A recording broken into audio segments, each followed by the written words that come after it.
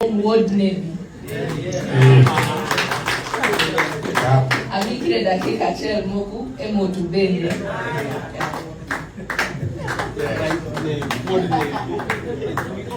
Thank you, Honorable Minister.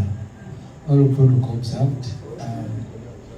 I'm a man of few words, but I want to say thank you so much. Thank you so much. Thank you so much for loving President Museveni. Thank you so much for loving Honorable Fiona Nyamtoro. But most importantly, thank you so much for loving the Navy. You know? Navy is blessed. Navy is blessed with good leaders. Very good leaders. The chair, the RDC, and all of you guys, including mamas and all of you people. We have been there, we were together in campaign. So I know your heart and I know what you can do. We used to have a few meetings with chair and RDC. I know who they are and their heart. Such great leaders, and they'll be so blessed. And this is time for Navy. You know?